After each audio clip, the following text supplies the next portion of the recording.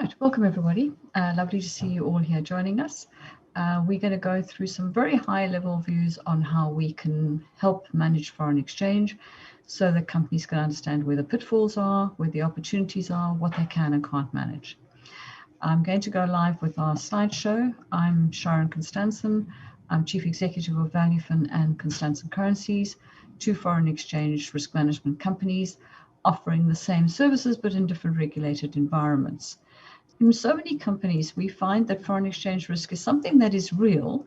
It's there, it happens, but people have a misunderstanding as to what kind of influence they can have in their business over the foreign exchange positions that they have got. You're dealing with a massive market, and that market is the most liquid, most volatile market in the world. So it's not something that you have got control over. You absolutely don't. But what you have got is you've got an ability to manage its influence upon your business and upon the bottom line of the organization. And that's the area where Valufin comes to play as your treasury manager, helping you deliver that aspect. So what we're going to do is we're going to start by saying, well, why have I got the rights to sit here in front of you and to give you insights into foreign exchange risk management? So I started off working as a treasurer for the Blue Circle Group. I then became chief dealer for Societe Generale. Having experienced the company side, therefore experiencing the side from the bank, what became very clear is that you actually haven't got the ability to, as a banker, to fully service your client. Your client is multi-banked. The client often doesn't know what they don't know. And most people in the banking environment do not have a broad business experience of finance, accounting systems, product pricing, costing, P&L matters, accounting standards. So these are the kind of things that you don't expect from a dealer. That's not what they're there for. But equally, they don't have the ability to get to the data. So the data invariably doesn't exist, and it definitely doesn't exist in the environment for the banker. So this is when I started my own business back in 1988, is to act as that glue between what a bank can offer, what a client needs, and ensure that the client's best interests are taken into account.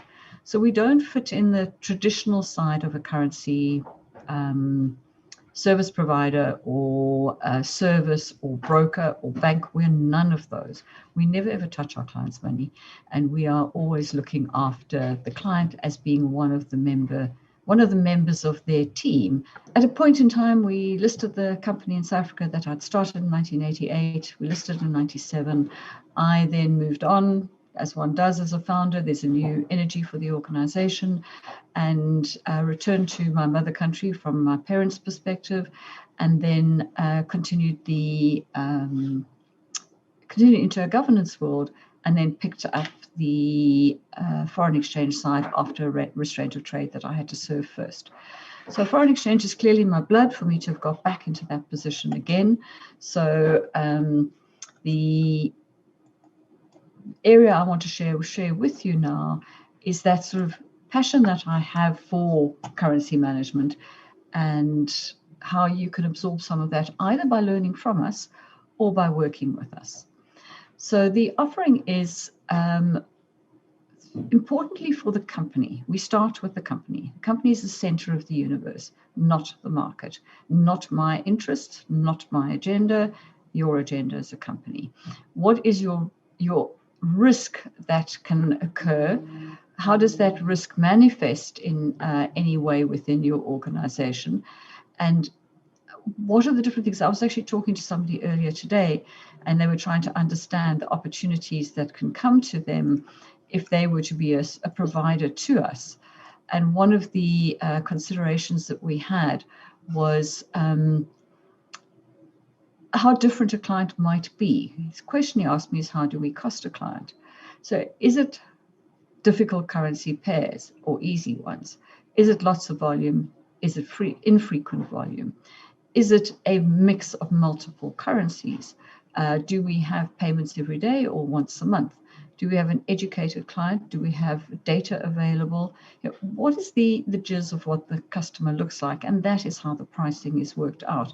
And that just gives you a clue as to the uniqueness that every client is to us, and therefore they need to be treated as a independent needer of foreign exchange expertise for their requirements. And that is what is so critically important.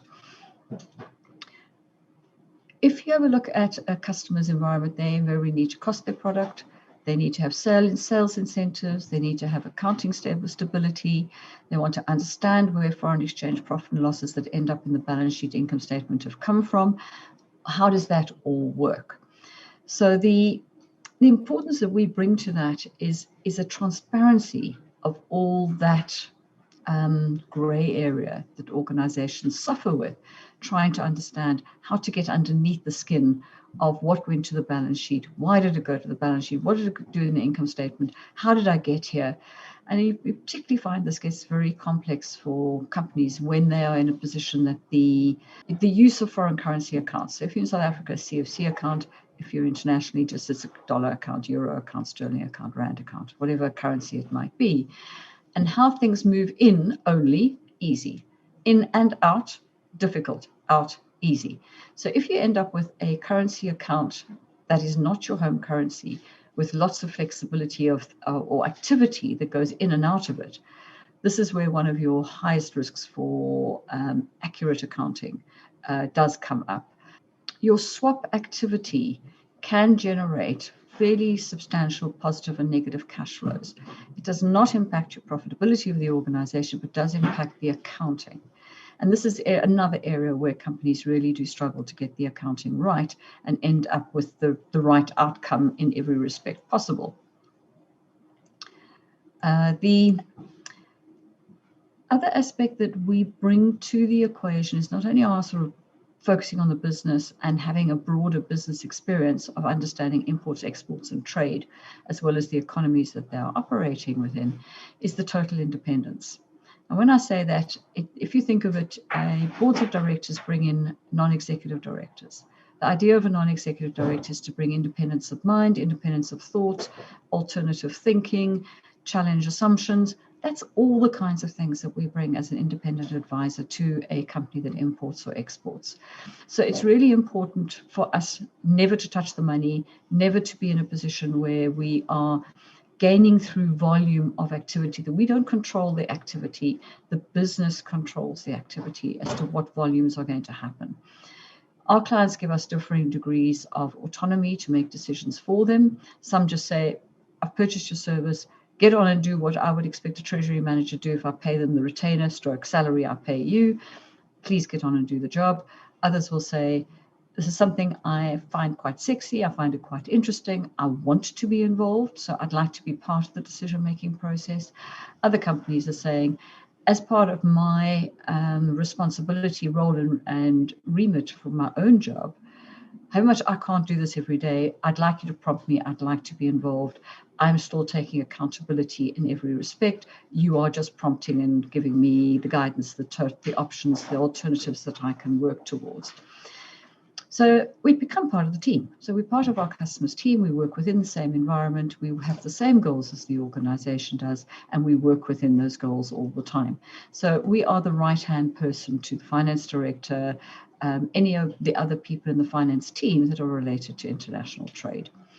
The areas of our services do spread to offshore loans. They also spread to CapEx as well as just trade, and obviously therefore covers services as well.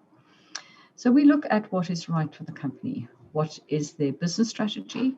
What are their business cycles? What are the things that are going to be no-go areas in terms of risk to the company? We have a look at what kind of solutions they've been delivering for themselves up until now, and looking at the various different providers that they've been using up until this point in time.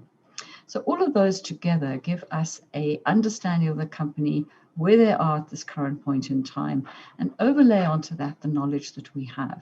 And with that knowledge, say there are things that can be improved. Now, there are many, many areas of where we can create improvements, and I'll pick up on those as I'm going through the various slides that we're talking about. Accounting policies are areas for risk where the accounting treatment gives a different P&L result to a business result. You have a month end that's on a given day, you have a year end on a given day, and it creates that moment line in the sand that can create total unrealistic position between realized and unrealized, between balance sheet and income statement.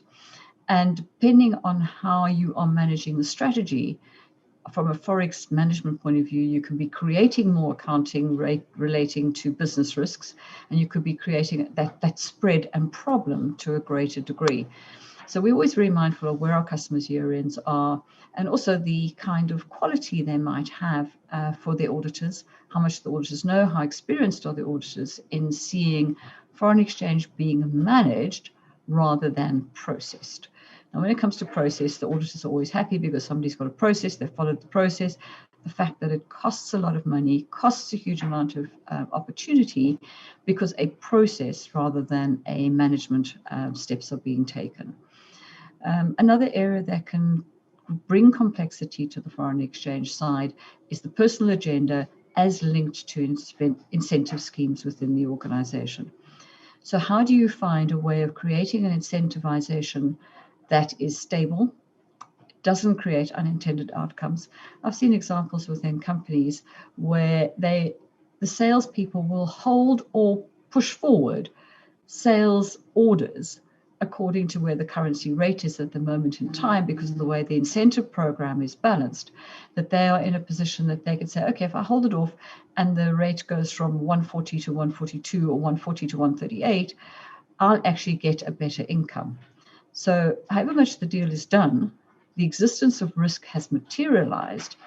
Nobody in the company knows about it other than this one individual. So you get a lot of complexities around that kind of behavior where somebody's looking at their own agenda.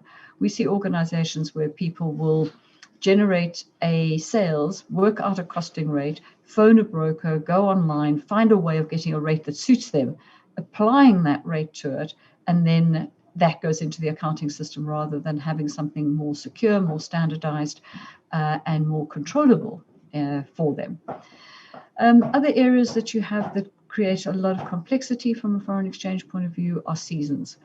Some of our customers will have either season in terms of fashion, it's clothing, and that you have the summer-winter type of seasonality in terms of the way the fashion industry goes. And for example, that one, they are negotiating deals 18 months before the activities are occurring. So you're thinking in a seasonal mind, 18 months ahead, and how do you hedge that kind of risk? And what do you leave it open to? And all that will depend on the underlying contracts with the shops they're working with and the supply and production lines that they're working with. So that becomes very, very complex, very difficult to manage. And depending on which side you're on, which currency, you could end up with very high premiums having to pay for considering a longer window of risk. The other side can be somebody who works in a tech environment, very digital.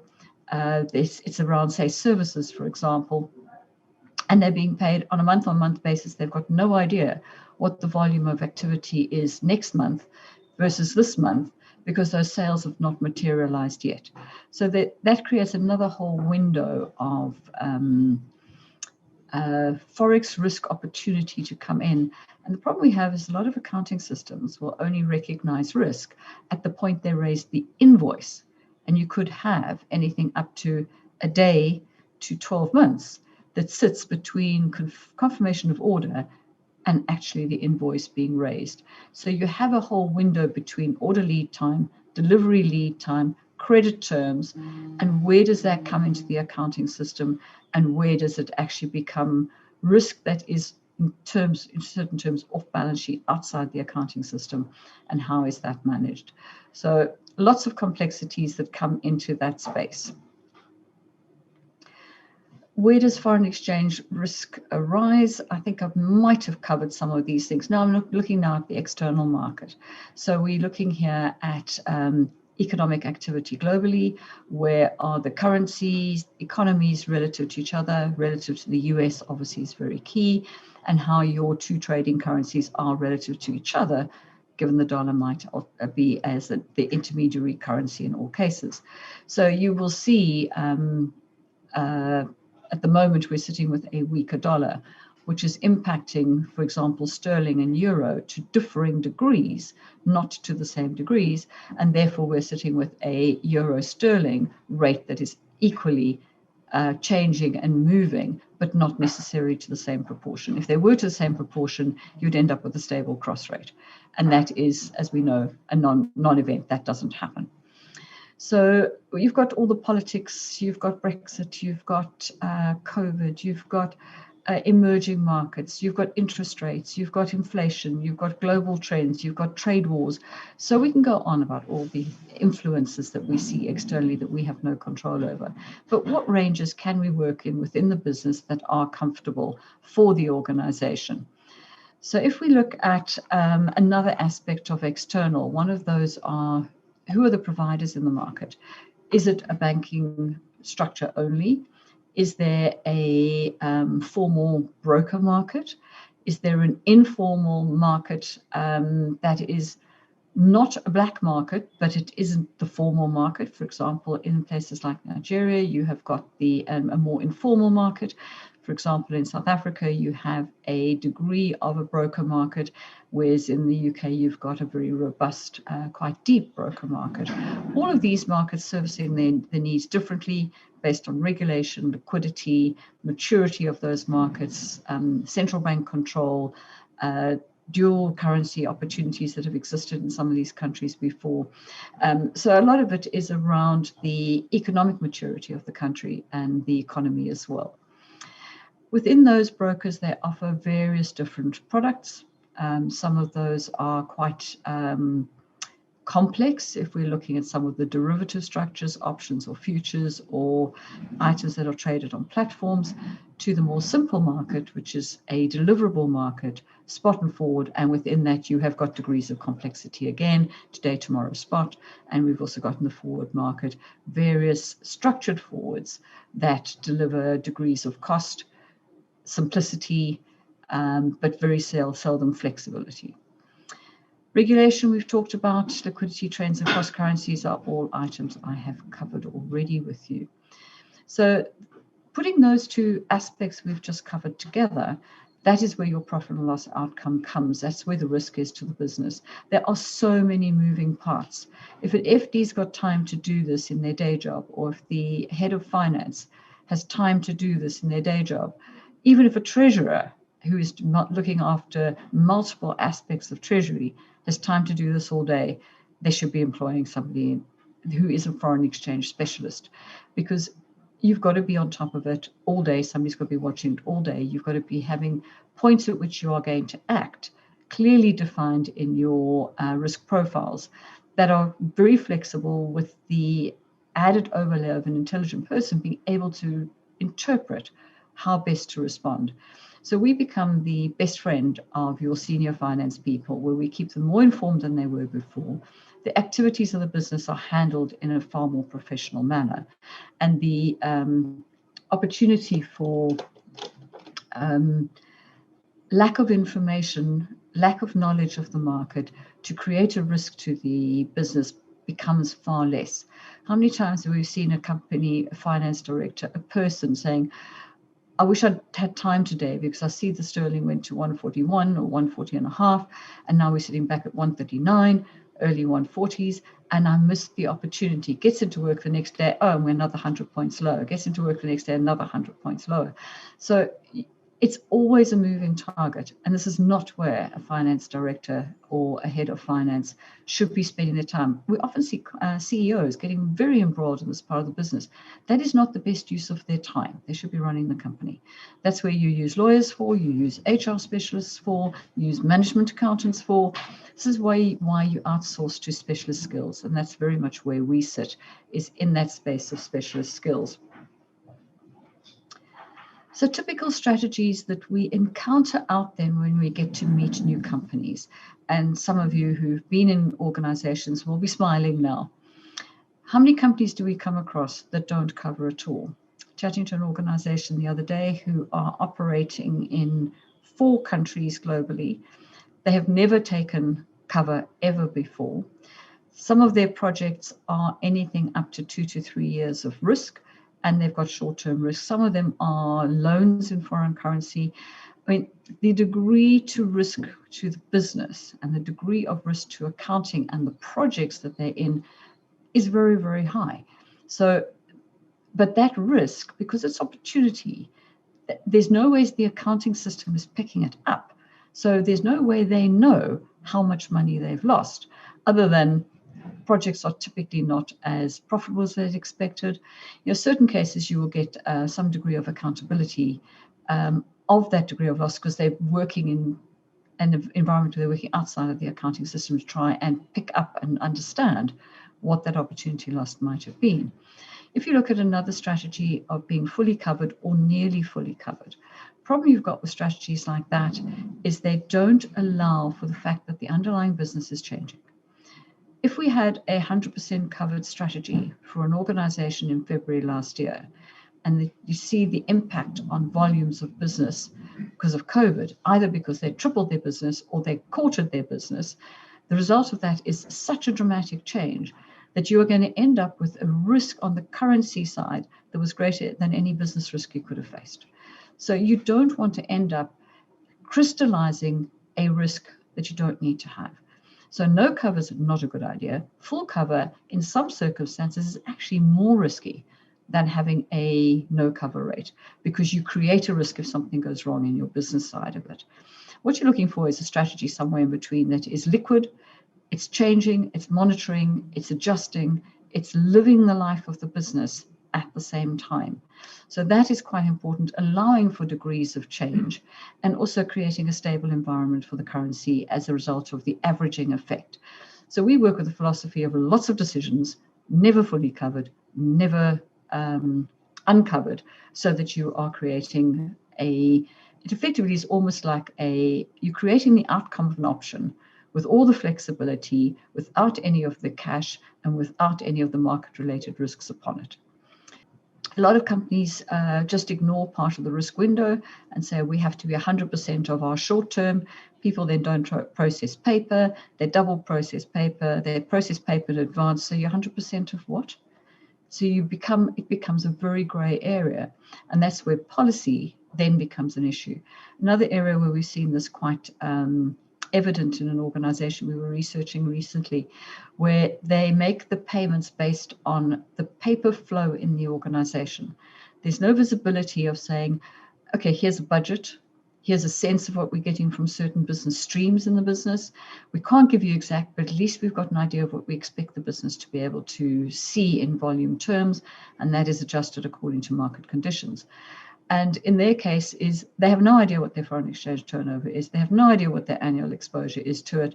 And they just buy spot whenever a piece of paper hits somebody's desk. So one person in the organization, 5 streams of business, piece of paper lands on this lady's desk, and she goes and buys the forward cover.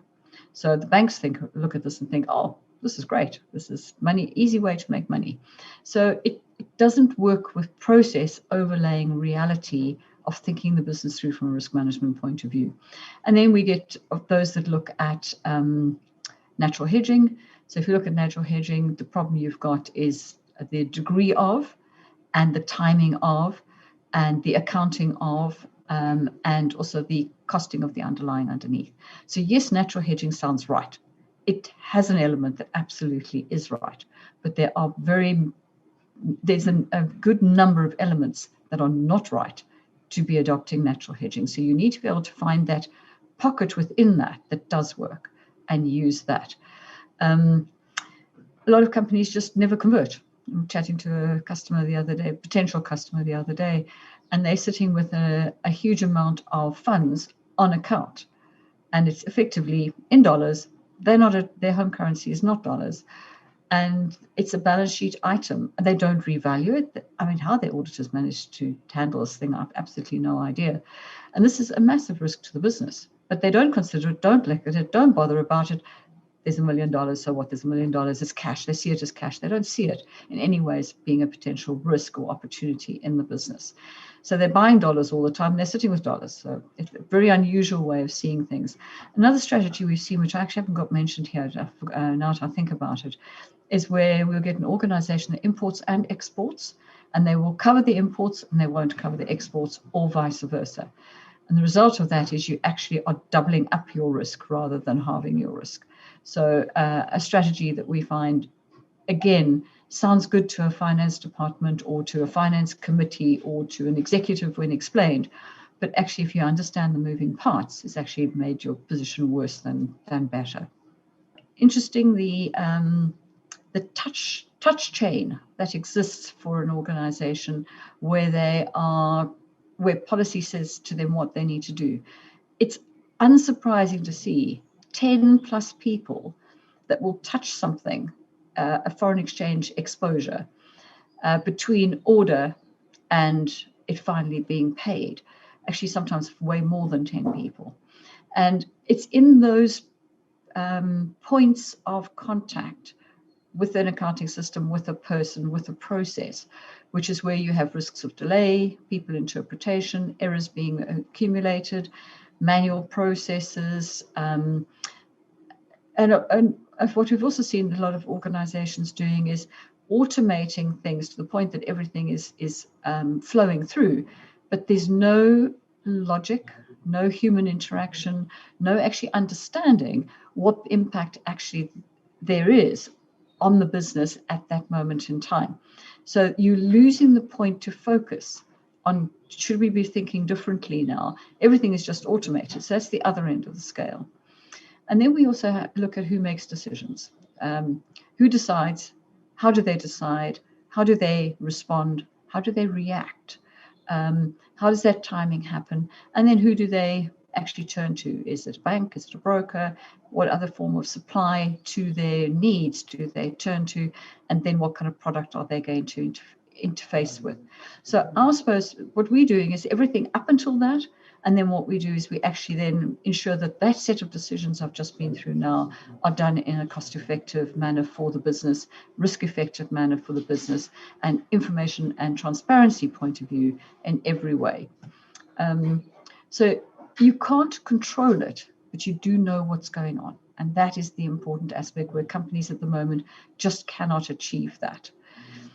So just very quickly determining where does foreign exchange risk arise in the chain of activity. So one is, what is the spot rate doing? So that is a liquid market, very volatile, changing every second. There are wide ranges that price is at, from literally 1 or 2 pip point between them to hundreds of pips between them, depending on volatility, political situations, market conditions, currency pairs, provider in question, you name it, credit risk, all sorts of things go into there. Within the instruments that they might be choosing, you've got the vanilla, you've got the structured, and you've got the different value dates that you might be looking at. In other words, how long, what's the duration of the situation. Cash flows, we touched on these very briefly at the beginning. And the cash flows as they go through the bank account will depend on the instrument, the timing, the duration, the instrument usage process that you go through, the platforms they might be on, the counterparty you might be working with, are all different clues as to how the cash flow is going to impact you. And that is not your P&L. How does that then go into the accounting, and how does that come out to the income statement in the correct way? So the other thing you've got with the different providers that you work with is how they handle the different cash flows, how they handle the information, how their statements work, how frequently do they give you information, how automated are they onto platforms, how much human interface is there, how do they fix problems, how do they create problems, because that also sometimes happens. So to get the correct attention on foreign exchange, we're looking at sort of focus, responsibility, and accountability. So we're now internally looking for a moment. Is as we do with any other professional service that you outsource in a company, so you should be looking at the foreign exchange side. But instead, we don't see that. We see that quite seldom. What we tend to see is quite junior people are pushed into the activity chain. A policy is then the control mechanism. And the reasons that we get that is, funny enough, you will find a finance director will know more about law, but still employ a legal consultant. Then they might know about foreign exchange risk management because it's existed nowhere in their education, yet funnily enough will not turn to the expertise. Now, partly of that is the market hasn't got a depth of independent consultants. A lot of the consultancy that has come to the market in the past has come as from the provider, who is now poacher gamekeeper at the same time. They're looking to see volumes, they're looking to see new instruments that they've created being used, and they're trying to generate profit. Otherwise, why are they there and trying to sell?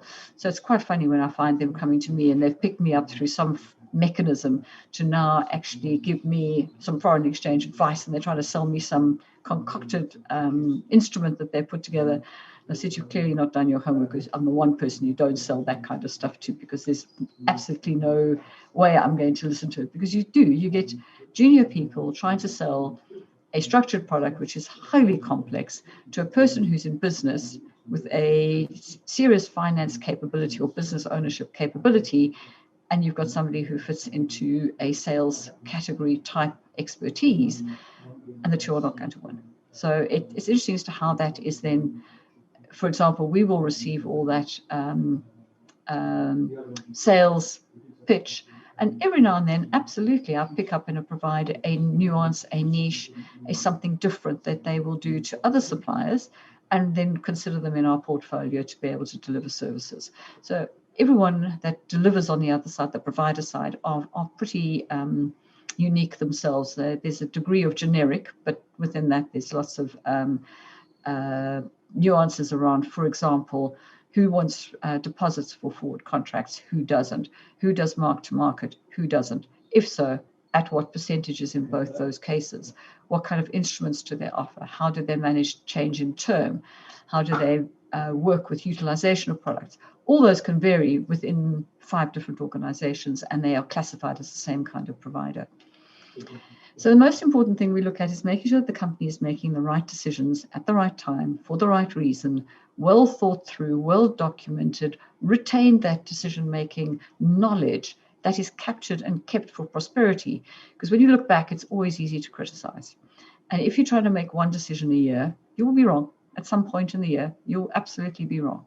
So making sure that there's total transparency in the processes that are followed, instant recording so that information is captured, that it is there, can be used in a moment later's decision making as it is required, and then the management information and how that is used by the organization is tailored by the user. So what I might give to a debtors or creditors clerk, what I might give to head of finance, what I might give to a finance director, and what I might share with the finance committee or the board are going to be completely different pieces of paper. And it's not a case of consolidating them all and giving them to everybody. That's not the way we work. And the most important is to actually learn from the experience that the company is having at a foreign exchange level. So what are they getting that is working? How are they accounting? What kind of improvements are they getting in this engagement? And one of the things is actually a huge saving of time, and to be able to delegate on a single instruction what could take somebody 3 days to do. So instead of them having to try and engage in doing it, and probably because they don't do it too often, making mistakes, is they say, this is what I would like, this is our strategy, we can spend half an hour talking, and for the next 3 weeks we get on with the job, and they get on with doing the day-to-day business. How many of our finance directors get so embroiled in having the auditors there? And at the moment, we've got customers who've got a December year end, and they're sitting with the auditors there. Auditors are very demanding. They need information. We can help. But not only that, is they're taking the finance people away from the day job. And if they are managing foreign exchange, you can forget that while the sterling's gone all the way up to 140 and above, 141 and above, that they've lost opportunities or they've created risks that they haven't hedged. So what the last 2 slides have just covered for you, different kinds of management dashboards that you might be able to see. I'm not going to try and go through those at the moment. People, you can ask questions about them. So the previous one, and then we've also got the more generic style, which is where you've got information listed, and then you've got net positions that you might want to be able to look at so that you can very quickly, at the glance of an eye, work out where you're overcovered, where you're undercovered, where your positions are, what they are in key currencies, for example, within an organization. So in summary, don't over-engineer it, but don't work with pockets of the information. pieces or windows, that's the word I was looking for, windows of information, work in a much broader space. Making sure that you've got all your facts to hand, remaining practical, being focused, making sure the information is relevant to be able to make the right decisions, make informed decisions, and also with all of that, get to know how your organization's working. And that's the thing that we get, is we get to know more about the business cycles than the business knows themselves. In a conversation with a client yesterday, was asking questions, and she was saying, well, I would never have known that that's what I need to look for. You feel sorry for people that have come into a role, they're new to the role, they don't know what they don't know. And the value that we can bring is to be able to ask the detailed questions they wouldn't have even had to think about because they don't know the business yet. But the kind of information we've got and the way we work with them, we are able to provide that oversight, challenge, places to go look for information, kinds of questions they need to ask, so that internally we can actually support a new finance director to actually embed into the business and that part of the business more speedily and more securely than they might well have done beforehand. What we do often see is organizations that are making frequent incorrect decisions. And those frequent incorrect decisions are, they're not reportable within the system. The individual doing it is finding it sexy, it's interesting, I talk to interesting people, I've got other things to do, but this ticks an energy box of mine. And here I am being able to do what seems like a really important job, but yet they're just following process. They're not actually doing the right thing at that moment in time. And it's trying to help them understand that that's fine. If they want to be doing it, great. But let's look at what happens before you make that phone call to the provider of currency, that you're going to be doing the right thing. So this is quite a challenge we find. And the challenge equally, and we find this more in the UK market than we do in the South African market, for example, is recognizing that this professional service is there with your interest as in the company at hand and available to them, that is somebody's on their side. I mean, even when I work with lawyers, I sometimes wonder whose side they're on. But this is from a Forex point of view, is we have only one focus, and that is to make sure that in the best interest of the company, we look at the interfacing between the currency market and that particular business at that point in time. One of the things we do for customers as well is we will do a review, and we'll point out all the different areas in their processes that can be improved, monitored, KPIs defined, ways of actually getting to understand their businesses better, and giving them a report which then the finance committee can say, all right, let's look at doing things in a more enhanced professional manner, because at least we know where the gaps are, therefore we know what to plug, and we work out how to then in-house, find solutions. So those solutions are not only external. A lot of the time you can be looking to an internal solution where, because you know what you need to fix, you can find a fixing strategy. So that can happen there. I just want to pick up Kevin's question. At what sort of size of business does it make it viable for an organization to utilize services? And I'm going to come from my point of view. Around about £1 million sterling, plus taking into account the fee that we will charge as a minimum, that is where you're at about a break even.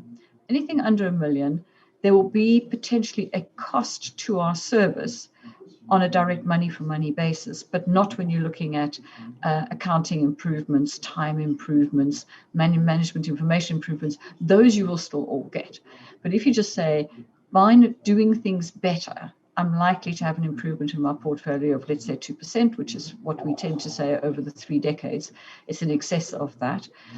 At 2% of your turnover, is that above or below £350? Because that is our minimum fee. So we do have a minimum fee, and anything over £1 million then is fertile ground for anyone to introduce us business or to bring themselves to us so that they can be in a net benefit position. And I also find this quite an amusing one. When you employ a staff member, you employ them to fill a gap of work that needs to be done. When you employ a consultant like ourselves, you expect us to make a profit. Forex should never be a profit center to the business. It should be a cost management area, an area of opportunity management. It should not overtake what the business is about in the first place, which is the widget that it's making, or the widget that it's selling, or services that it is delivering. So this whole confusion that people get as to, you do Forex for a profit, that is a secondary outcome.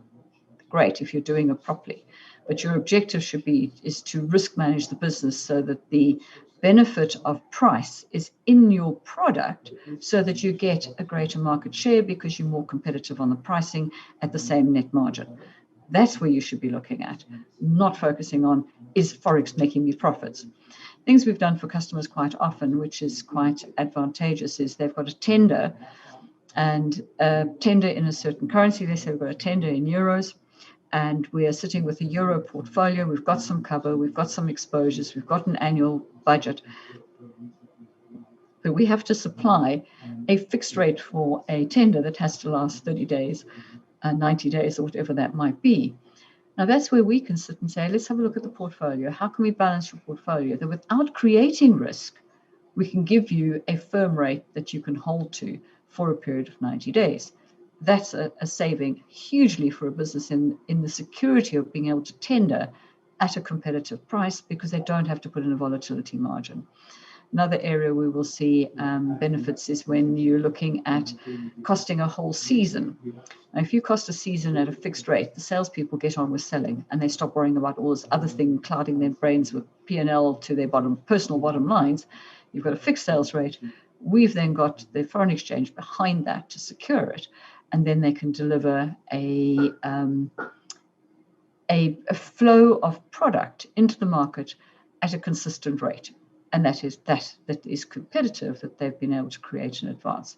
So we support the business in so many aspects of the business that it's really, it's not about the foreign exchange. The foreign exchange is just, let's do that efficiently. It's really about the integration of foreign exchange within the business in all its aspects that needs to be managed properly first. And if you don't get that aspect first, you might as well go out and say you're a speculator and you're not a widget maker.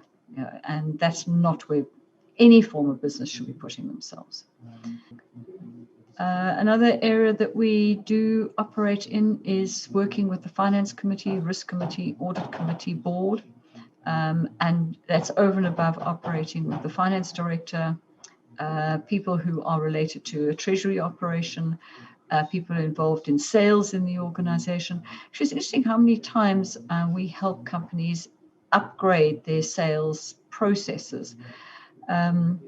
Discussing it with a client the other day, trying to improve the quality of information we get. It's a new take on customer, and the information is something they know off the seat of their pants what that information is.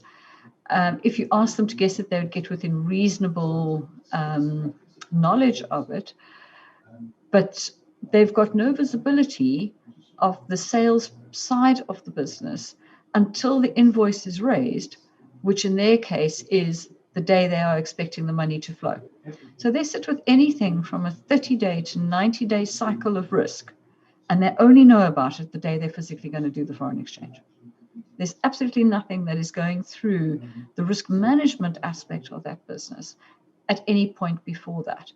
And I mean, I've heard of cash accounting. Absolutely, we've all heard of it. But that's cash accounting on steroids. I've never come across it to that degree.